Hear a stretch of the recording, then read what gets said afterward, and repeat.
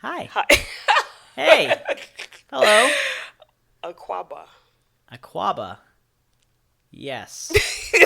That means welcome. Oh, okay. It sounded like Chipotle, like just like it sounded like a restaurant chain. Like, do you want your opinion? No, but this. Actually, I mean, that sound. I might Oh my save that. God! Oh, Yeah. wait. How This many guy just comes up ideas? with $1 million ideas all Yeah. day, and I just take them. Okay. I mean, as long as I get 10%, that's all I care about. 10%. Yeah. You're I not can't. you're not doing the Kardashian way of 50%. Oh my God! Did they do that? Mom, yeah. Oh, jeez. Well, welcome. Aquaba means welcome. All right. Actually, in the Hey. language. Well, thank you. Thank you. Welcome to Now College. This is where we talk about our college experiences. Okay. That's it. They're experienced. We're not experts. Okay. That makes sense. But so I'm your host, Amma. First and foremost, I want this podcast to be more about our experiences in college. So I thank you for being here, opening up, telling us about your experience. And if you don't mind starting off with your name and your major and what you do now. Well, my name is Luis Lagera, and my major back in college, which was like 7 years ago now, graduated in 2014, was political science. And now I currently work in a not political science way. I am currently a freelance video editor in post-production. So I work in film and television in the post-production field. All right, let's take it back just a little bit. K through 12.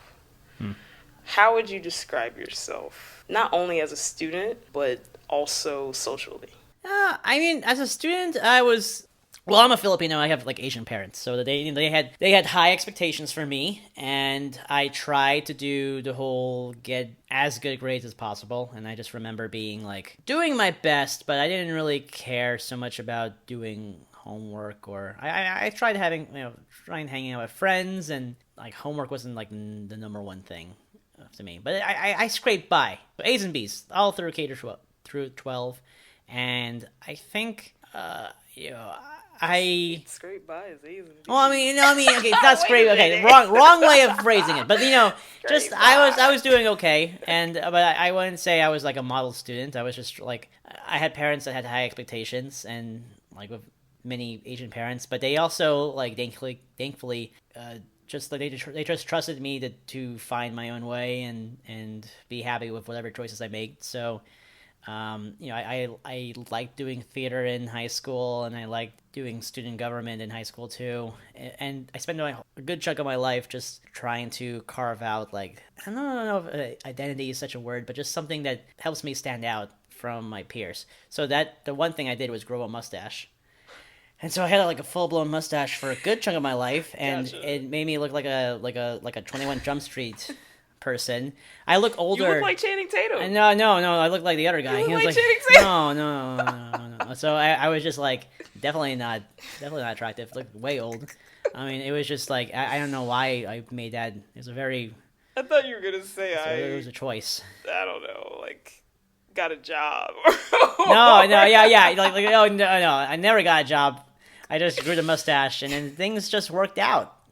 Because they all thought I was 30 years older than them. So, like, oh no. And the only reason why I got elected to student government in high school was my whole campaign was vote for the guy with a mustache. Hey, It was really simple. And I feel like that's not really much different than today, to be Wow. honest with you. Yeah, it's all about looks. It's all about the vanity. looks. And that's why I did political science in college, because I wanted to study power. Well, let's explore on that. Do you think there was anything that led up to you choosing that? Or like from K through 12, were you always kind of interested in social studies, civics, stuff like that? I liked just in general like performing and interacting with people, and like making people feel good. And so I don't know I was like a class clown or anything, but like in middle school I did like TV productions, high school too, and I was like in front of the camera, doing the news. I thought I was going to go into journalism, and then I just pivoted to political science because there was no journalism at my college. So like, so that's kind of where I wound up. I don't know if like all through life I was interested in social studies and learning about people, but it's something I gravitated towards because I really liked TV production. Gotcha. Did you see political science as a way to like kind of touch on the major since they didn't have it? Yeah, yeah. I mean, political science is really it is very much a major that affects people's lives. It's learning how governments and institutions shape the fabric of how we interact with each other and with all the different facets of a civilized society. Paying your taxes and getting registrations for your car or getting, renting a house, like how these are the things that we just take for granted, we don't think about, but like political science is how you shape people's interactions with each other in order to create a peaceful and hopefully just society. Okay. Well, it sounded like you were pretty interested in the major. Yeah. At first. So what transitioned in you from political science to freelance editor? Well, that's money. There's no money in political science. I know. After all those banks. There's yeah. Here's the thing. So like in college, I never forgot television production, and when I was doing it in middle school and high school, and so when I went to college, I didn't almost immediately look for it, but I looked for a on-campus TV station or like some sort of TV production program to do. Just to let you know, just to let the listeners know, I went to UCLA, the University of California, Los Angeles. Preach. And yeah, so like I went there from 2010 to 2014. Preach. And I know, preach. And the thing is, like, I really wanted to do TV productions, so I looked for the on-campus TV station. I worked there from 2011 to 2012, and I learned a lot. The reason why I didn't do anything in politics was because after college, one of my old coworkers from that on-campus TV station, he got a job at this post facility, and he referred me to a position there. Oh, wow. And so I took it, and I worked at that place for 5 years. So that was like my first job out of college, and it was definitely the longest job I ever worked at in my life. And that's sweet. Yeah. That sounds like, was it serendipity or something like that? Yeah. It was nice. I mean, it was a paycheck. I mean, I learned a lot from that job. I worked nights processing footage for TV shows and big ones too. So like HBO and ABC and Netflix, and it was great. Now I freelance as a video editor because I left that old job, and I'm trying to get back into working on those shows now instead of just working for those shows. Because now, before I was a vendor, I was working like for the shows and service of the shows. I really want to work on the shows in the future. Like, I see what you're saying. So instead of it being for HBO and they kind of like ship you around, you want to be on a particular show and travel with the show. Yes, yeah. Gotcha. So being on that show's payroll directly. So I'm in training for that. I got into a training program with HBO, thankfully, to learn more about the job I'm trying to get, which is a post coordinator. Hopefully, I am employed in a month from now. Okay, so I wanted to dive a little deeper into, you're in political science, you have a buddy who got you the opportunity in a way, but that's when, what is it? It's like when skill meets opportunity or something like that? Oh, yeah. You wouldn't have got it if you weren't good. Yeah, exactly. You would have been the door, but you would have walked right out of the door. Yeah, for a job like that, I mean, thankfully it was a place that like allowed people with no direct experience to start, but you definitely need a mind. It was a job where you worked nights. You're working for these really important shows. I mean, the first show I worked on was like Agents of S.H.I.E.L.D. for ABC, and so they wouldn't necessarily hire anybody, randomly. But you just need to be able to show that you can learn on the job and just be interested. Just show up. I mean that too, and have a work ethic. You can pull anybody, and if they don't have the experience, but they have a good head on their shoulders, and they are willing to learn, then you can train them to do anything. And That's usually the case. Yeah. It really starts from you. I mean, even in sports, it's like you can't like train hard work. Yeah. You can't train. Either you're willing, you're headstrong, you have a good heart. But if you can't dribble, they can teach you that. Yeah, that's the thing. You gotta have the capacity to work hard, and that's something you can't just ask from someone. But I do think that college, just going back to college in general, I mean, you're put into that crucible of having to stick to a schedule, show up to class, do all the assignments, get decent grades. So if college definitely, if I didn't have it already, I mean, it definitely gave me that work ethic to like just hustle as hard as you can. Out of that time, which was your hardest class? The hardest class in college? And hard can mean anything. I mean, the hardest one was probably the Baroque art study. It was like, it's like, so like, most colleges have this, right? You have those general education classes you have to take. Yeah.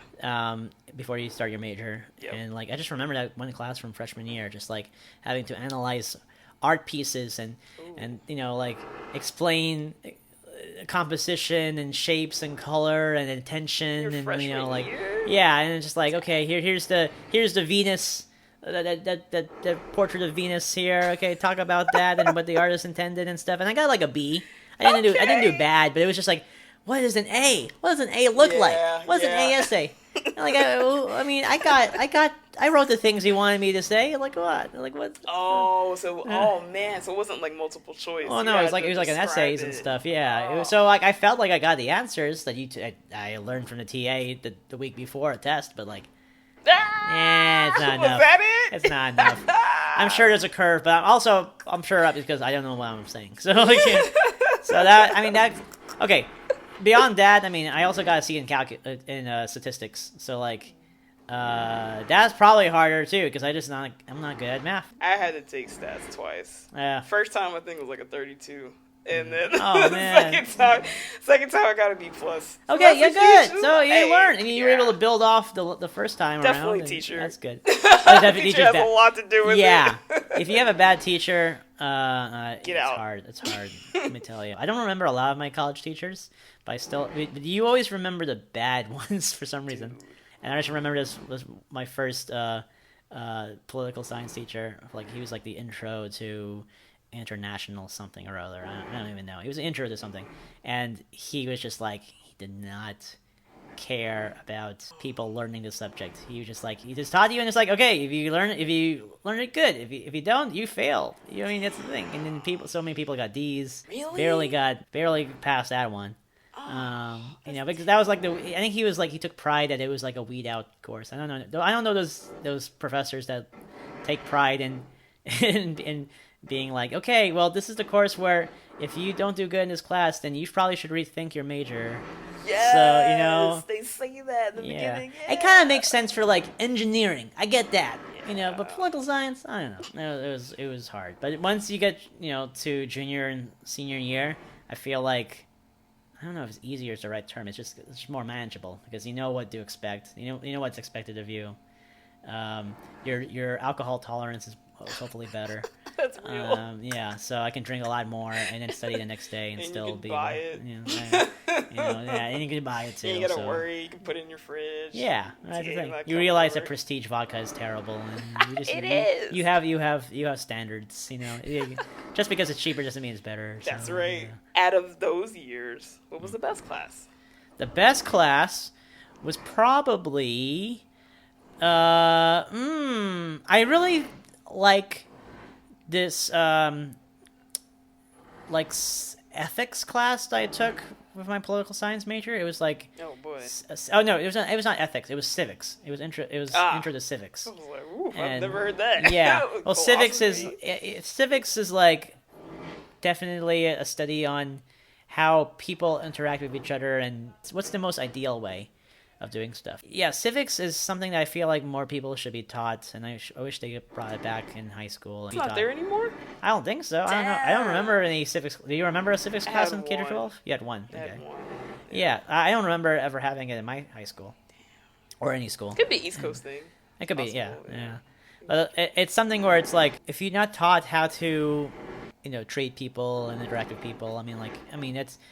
Civics is kind of like an empathy lesson, so in a way, because it allows you to give you the tools to figure out how to like handle certain situations. And I learned like different principles from that class. I learned like the harm principle, or it's kind of like you can. This is a generalization, but it's basically like you can do whatever you want to do in a society, whatever you want to do, as long as it doesn't bring harm to others. Unless you gotta learn these things sometimes. Sometimes your upbringing doesn't teach you this. Sometimes your parents are too jaded about their lives and they teach you to f off with everyone else. But it is definitely one of those classes where you learn about how people used to live and over millennia, how people experimented with governing themselves and each other, and what worked and what didn't. Nothing is perfect, but the ones that worked, the civilizations that learned ethics and civil virtue and stuff like that, we still read about them hundreds of years later. So this sucks. Sorry, yeah.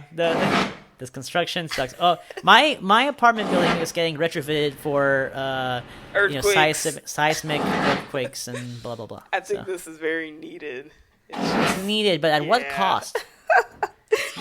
It could. At least it's not when you're asleep. Yeah, it goes from 8 to 5, and does it? Yeah, and I can't park my car in my parking lot, and it's just like 8 a.m. to 5 p.m. Yeah, so what? I got my spot back in the evening, but I'm already straight parked, so yeah, whatever. At that point, dang. Yeah, so life is great. This is life after college. Yeah. We're pretty much done, but the next thing would be a shameless plug. A shameless